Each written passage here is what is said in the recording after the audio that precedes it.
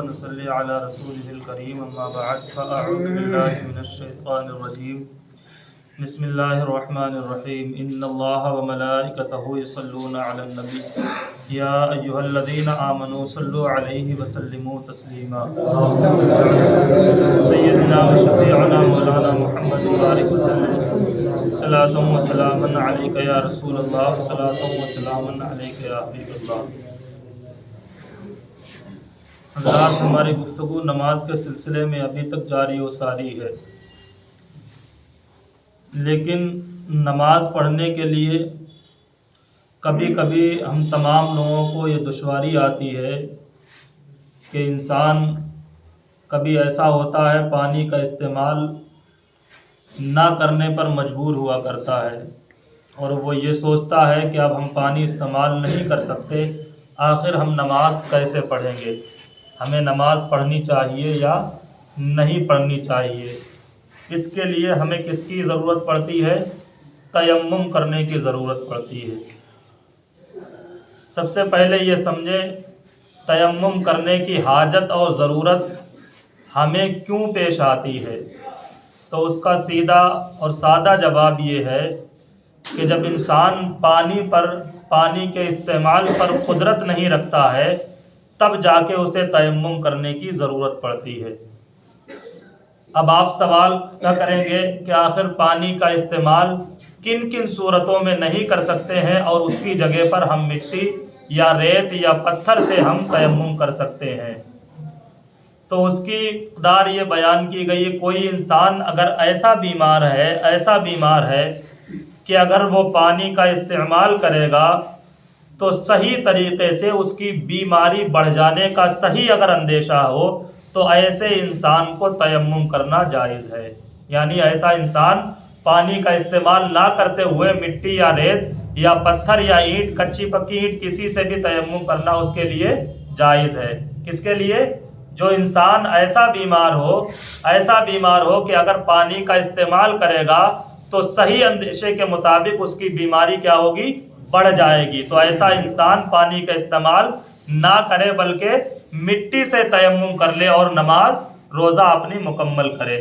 دوسری پریشانی یہ ہوتی ہے کہ کبھی انسان ایسی جگہ پر موجود ہے، جنگل میں پھنسا ہوا ہے جہاں پر پانی ہے ہی نہیں، سمجھ گئے؟ تو اس کی مقدار کتنی ہونا چاہیے؟ یعنی جب آپ ایسی جگہ پر موجود ہیں تو یہ دیکھا جائے گا کتنی دور پانی موجود نہیں، تب آپ تیمم کر سکتے ہیں۔ تو فقہاء کرام بیان کرتے ہیں اگر جنگل میں آپ ایسی جگہ پر موجود ہیں جہاں پر آپ کے چاروں طرف 1.5 کلومیٹر اگر پانی دستیاب نہیں ہے، پانی موجود نہیں ہے، تب بھی آپ بغیر پانی کے تیمم سے وضو یا غسل کر کے اپنی نماز اور روزہ کو مکمل کر سکتے ہیں۔ سمجھ گئے نا؟ یعنی ایسی جگہ پر موجود ہے جہاں چاروں طرف، جس جگہ پر آپ موجود ہیں اس کے چاروں طرف یہ دیکھا جائے گا کہ 1.5 کلومیٹر تک پانی ہے یا نہیں ہے۔ اگر موجود ہے تو پھر آپ تیمم نہیں کر سکتے، اور اگر 1.5 کلومیٹر چاروں طرف یعنی اتر دکن پورب پچھم چاروں طرف 1.5 کلومیٹر اگر پانی نہیں ہے اور پانی اگر استعمال کریں گے جب تک آپ پانی کی جگہ پہ پہنچیں گے، جب تک نماز کا وقت چلا جائے گا، تو ایسی صورت میں آپ وہاں پر بھی مٹی یا ریت اینٹ سے آپ کیا ہے تیمم کر کے اپنی نماز کو پڑھ سکتے ہیں۔ ٹھیک ہے؟ یا ایسی کنڈیشن پیدا ہوئی کہ آپ ایسی جگہ پر موجود ہیں، آج تو ہر جگہ پانی دستیاب ہے، لیکن پہلے کی صورت یہ تھی، پہلے پانی حاصل کرنے کے لیے کیا ہوتا تھا؟ کنویں موجود ہوا کرتے تھے۔ تو ایسی جگہ جنگل پر ہم موجود ہیں کہ کنواں تو موجود ہے لیکن پانی نکالنے کے لیے ڈول اور رسی موجود نہیں ہے، سمجھ گئے نا؟ اور وقت ایسا ہے کہ اگر آپ جب تک لینے جائیں گے اور لے کر کے آئیں گے، جب تک نماز کا وقت چلا جائے گا تب بھی آپ مٹی سے تیمم کر کے اپنی نماز کو مکمل کر سکتے ہیں۔ اور دوسری صورت ایسی بھی پیدا ہو سکتی ہے کہ کنواں بھی موجود ہے، ڈول اور رسی پانی نکالنے کے لیے بھی موجود ہے، لیکن کنویں پر ایک شیر بیٹھا ہوا ہے کہ آپ اگر کنویں کے قریب میں جائیں گے تو وہ آپ کو پھاڑ ڈالے گا، تب بھی یہ صورت ہے کہ آپ اس کے قریب نہ جا کر اپنی جان بچائیں، جو کہ بچانا فرض ہے، اور آپ مٹی سے تیمم کر کے اپنی نماز کو مکمل کر لیں۔ یہ کس صورت میں ہے؟ یہ وہ کنڈیشنیں بیان کی گئی ہیں جس کی وجہ سے ہم پانی استعمال نہ کریں، بغیر پانی کے ہم مٹی سے تیمم کر کے اپنی نماز کو مکمل کر سکتے ہیں۔ وہ کیا ہے کہ انسان اتنا بیمار ہے، صحیح حکیم نے یہ بتایا کہ اگر آپ پانی کا استعمال کریں گے تو آپ کی بیماری کیا ہوگی؟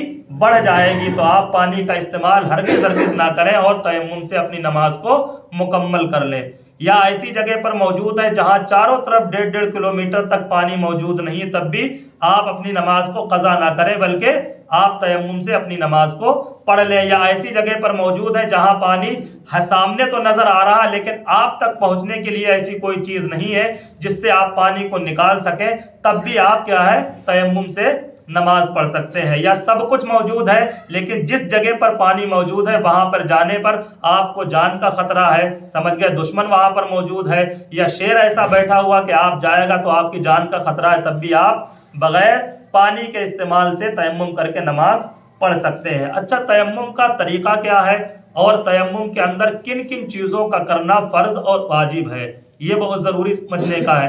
تو تیمم کا طریقہ یہ ہے کہ آپ پاک مٹی ہو، اینٹ ہو، پتھر ہو، ریت ہو، یعنی ان چیزوں سے آپ تیمم نہیں کر سکتے ہیں جو آگ میں جل کر پگھل جاتی ہو یا جل کر راکھ ہو جاتی ہو، سمجھ گئے، جو پگھل جاتی ہو آگ سے، جیسے سونا چاندی ہے، تانبا پیتل ہے، یہ بدل جاتا ہے کہ نہیں جب آگ میں سینکا جاتا ہے۔ اسی طریقے سے لکڑی ہے، کپڑا ہے، کھانے کی بہت ساری اشیاء ہیں کہ اب جب ان کو آپ آگ کے حوالے کریں گے تو یا تو یہ جل کر پگھل جائیں گی یا تو جل کر راکھ ہو جائیں گی۔ تو یہ قاعدہ یاد رکھیں، جو چیز پگھل جائے آگ میں یا جل کر راکھ بن جائے تو ان تمام چیزوں سے آپ تیمم نہیں کر سکتے ہیں، اور جن پر آگ کچھ بھی اثر نہ کرے جیسے اینٹ ہے، پتھر ہے، مٹی ہے، تو ان تمام چیزوں سے آپ تیمم کر سکتے ہیں، سمجھ گئے نا۔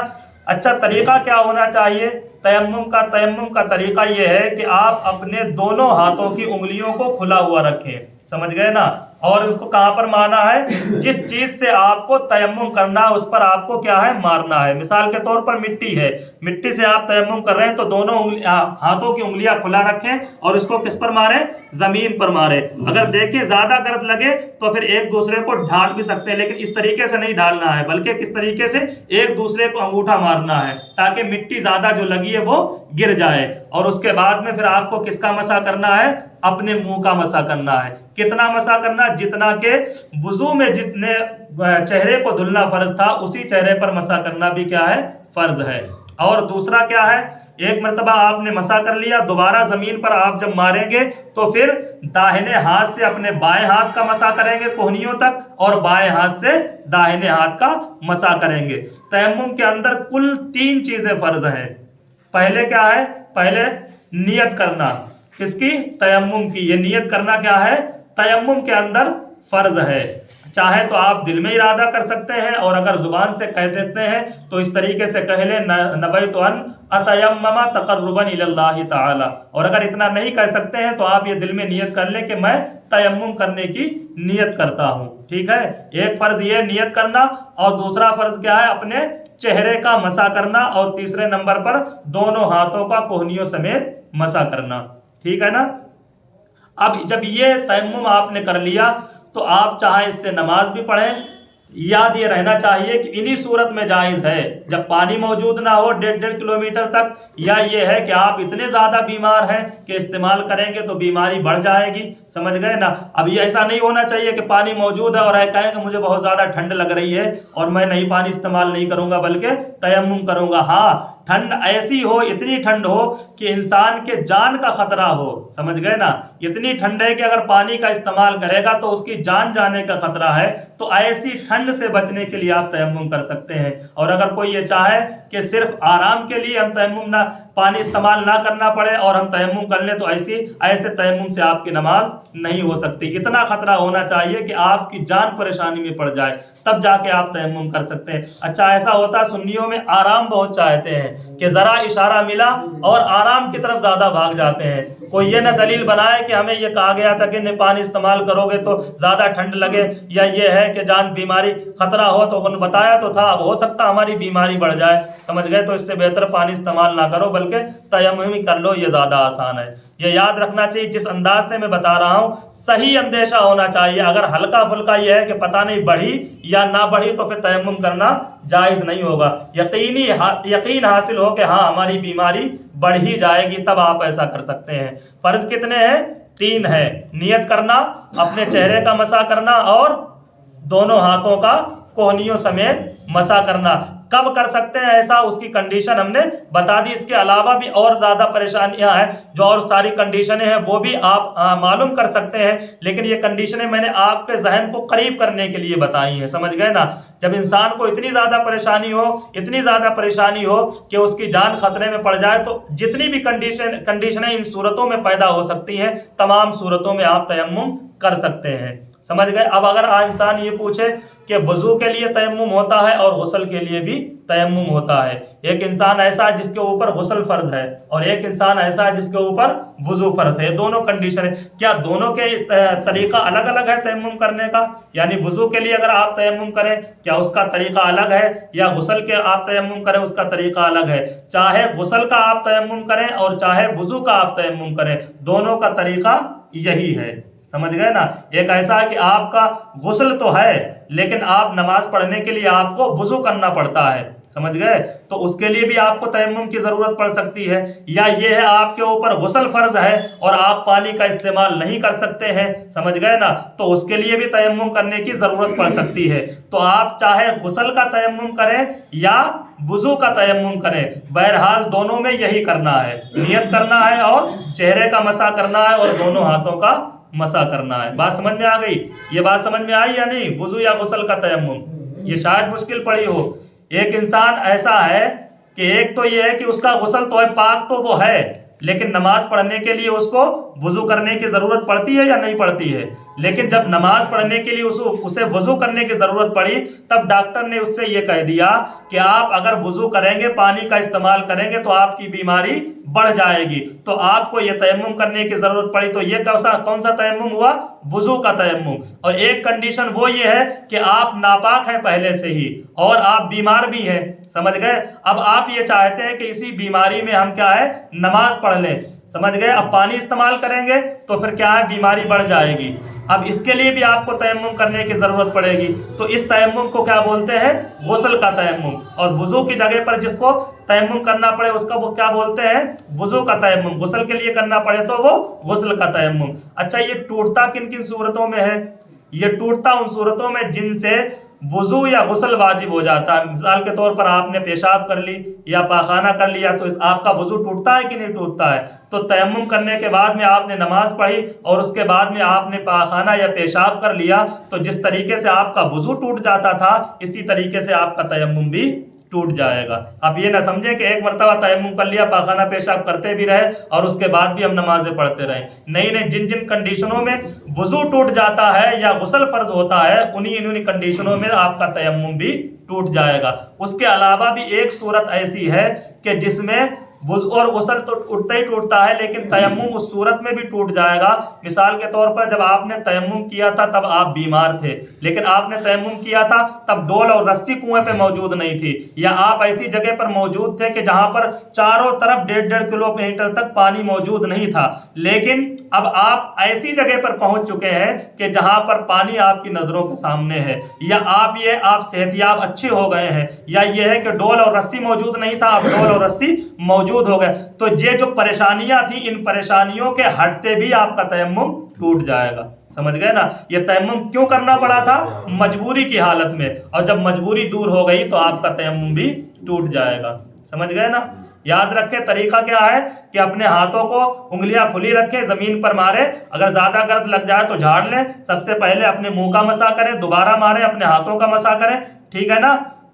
یہی 3 چیزیں تیمم کے اندر فرض ہے. کون کون سی؟ نیت کرنا, چہرے کا مسح کرنا اور اپنے ہاتھوں کا مسح کرنے کی ضرورت کب پڑتی ہے؟ جب انسان پانی استعمال نہ کر سکے، اور نہ استعمال کرنے کی وہی صورت ہے کہ زیادہ بیمار ہو، بیماری بڑھ جائے گی، یا ایسی جگہ پہ موجود ہے جہاں چاروں طرف 1.5 کلومیٹر تک پانی موجود نہیں ہے، یا تو کنویں پہ ہے لیکن ڈول رسی موجود نہیں ہے اور نماز کا وقت جا رہا ہے، تو آپ تیمم کر کے نماز پڑھ لیں۔ اچھا، ایک مسئلہ اور سن لیں کہ آپ ایسے وقت میں سو کر اٹھے کہ آپ اگر غسل کریں گے تو نماز کا وقت جاتا رہے گا۔ کبھی کبھی ایسا ہوتا ہے کہ انسان کی نیند اس وقت کھلتی ہے کہ اگر انسان، اور اس کے اوپر غسل فرض ہے، سو کر اٹھا، اس کے اوپر غسل فرض ہے، اور اٹھا اس صورت میں ہے کہ اگر غسل کرے گا تو وقت چلا جائے گا، تو پھر وہ کیا کرے گا؟ تو کرے گا یہ کہ وہ غسل کا جو میں نے بتایا تھا، غسل کے لیے کیا کر لے؟ تیمم کر لے، غسل کا تیمم کر لے، مٹی لے اور ہاتھ مارے، جو یہ چیزیں طریقہ بتایا تھا ویسے کر لے، اور وضو کرنے کے بعد میں اپنی نماز مکمل پڑھ لے۔ یا کوئی پانی کا استعمال پر پریشانی تو ہے نہیں، پریشانی یہ ہے کہ ایسے وقت میں سو کر کے اٹھا ہے کہ اگر غسل کرنے جائے گا تو نماز کیا ہو جائے گی؟ قضا ہو جائے گی، وقت چلا جائے گا۔ ایسی صورت اگر پیدا ہوتی ہے تو وہ کیا کرے گا؟ غسل کے لیے تیمم کر لے گا، ٹھیک ہے؟ غسل کا تیمم ہوا، لیکن نماز پڑھنے کے لیے وضو کرنا اس کے لیے ضروری ہوگا۔